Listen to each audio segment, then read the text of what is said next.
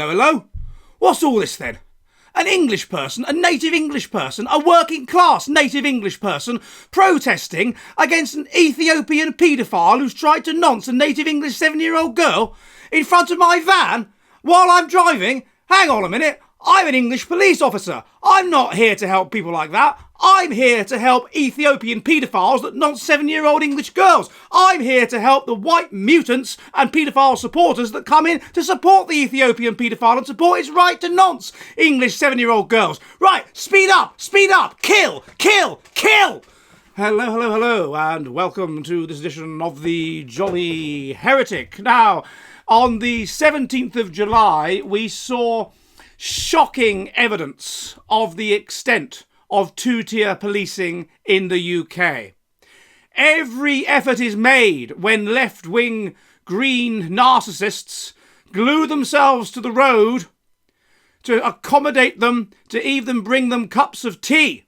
But when an English person, a working-class English person in a baseball cap, possibly with a Union Jack, protests against an Ethiopian illegal immigrant attempting to nonce a 7-year-old girl in Epping, the police are allowed to commit, and let's be clear, to commit attempted murder against a British protester, while the same police guide and look after and even ferry around in their vans anti-racism protesters that are somehow available, on hand, as though they're there on call,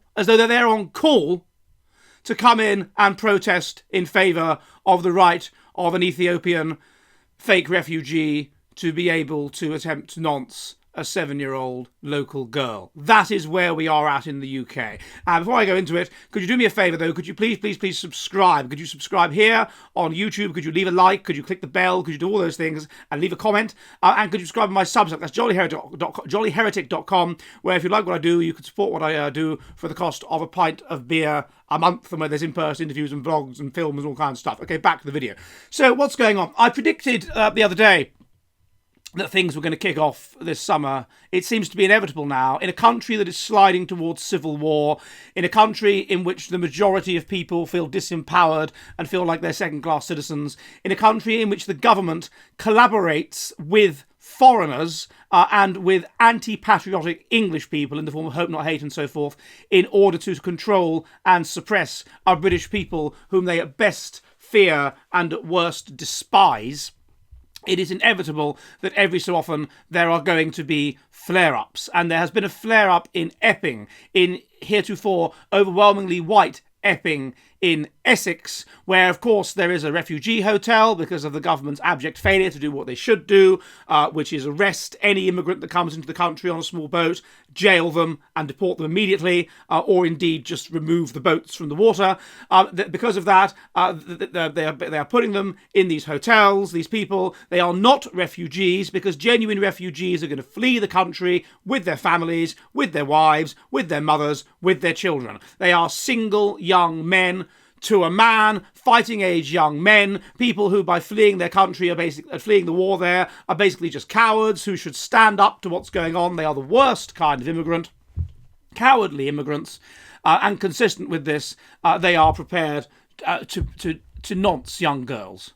I mean, this is what happened. A 7-year-old girl cannot walk around her local area or whatever she was doing, go to school, without being chatted up and induced to have sex by an Ethiopian man in his 30s. And Ethiopia, of course, is not by any stretch of the imagination, or Britain rather, is not by any stretch of the imagination the next safe country for an Ethiopian.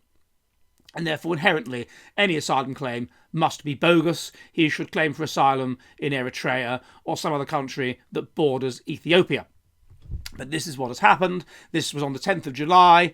This occurred. As a consequence, on the 17th of July, there was a protest outside the hotel, which is treasonously, with no consideration of the local population, and in a thoroughly mercenary way, making money for the out of these bogus refugees, bogus refugees, and then a group calling themselves Stand Up to Racism or something, some sort of breakaway group from Hope Not Hate, led by a black man called Wayman Bennett.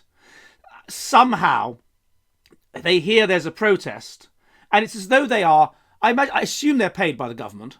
It's as though they are, you know how firemen, when I used to walk to school when I was a kid, we'd walk past the fire station, and the firemen would be sitting there with nothing to do. You know, I don't know what they used to do in those days. There was no internet. How did they pass the time? Watching pornography, I suppose. But we had no problem paying for the firemen to sit there watching porn all day, as long as when we needed them to jump into action, they could do so. And I suspect it is the same with these anti-racism groups. They're probably paid some basic salary by the government, the same government that seems to pay Hope Not Hate.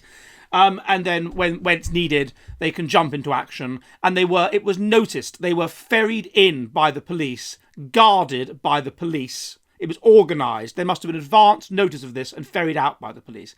And this was what set off the disorder.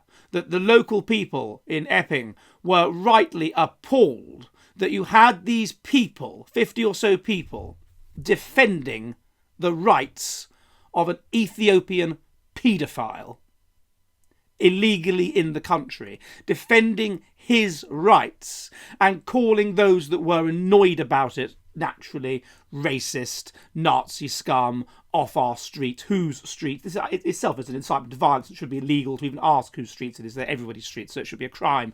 Incitement to violence to even ask. But and all this kind of stuff. And of course, they misjudged. There was only about 50 of these people, you know, middle-aged mutants with no children, silly young girls with tattoos, that kind of thing. And they were surrounded by 400 furious Epping people, and before long a riot was declared and people had to get off the streets. The police, as I say, police vans were attacked, and a police officer, being left-wing, you know, and being an agent of the state and hating white people even though he's white, I can't see how it could be anything other than attempted murder. He could see there was a person standing in front of the vehicle while it was moving. Okay, he shouldn't have been doing that, but he was, and the guy just drove into him. It's incredible. It's attempted murder, and I hope that person needs to go down. But that, and them having to turn around and retreat from the mob at one point, and then them literally charging the mob because they were outside after some kind of curfew. This is happening now. It was obvious that this was going to happen this summer. Something would kick off. The spark would be there. What would the spark be? It would be some foreigner noncing or raping a child. Of course, it would be. What else would it be? And I wonder if this will spread to other places. But it is showing you it's almost every day. First of all, we have the lies revealed about Afghanistan and the 150,000 people that have been illegally brought into the country due to the utter incompetence of some stupid Royal Marine that managed to leak all of this sensitive information online, and as a consequence all these Afghans have been brought into the country, a city of Afghans, and then 1,000 so far of these 150,000 people have sued the government for leaking their data, so they're not even grateful. First of all, it's evidence of complete treason by the government and a total lack of care for the feelings of people and a complete destruction of the social contract with a hammer. And then a couple of days later, we have this. I know idiots online will say things like, "Oh, nothing ever changes," but that's what people would have said towards the end of the Soviet Union. Nothing ever changes, and then very suddenly it does. That's what people would have said before Stalin died. Nothing ever changes, and then very suddenly it does. That's what people said before Trump came in. Nothing ever changes, and then things have changed. And that the left are in trouble, and the anti-British mutants are on the ropes financially. Nothing ever changes, but it does. There is a feeling in the air that there is going to be a civil war in the UK of some kind. And people are highly perceptive. We are evolved to be highly perceptive. We are evolved to read the room. We are evolved to understand what's going on.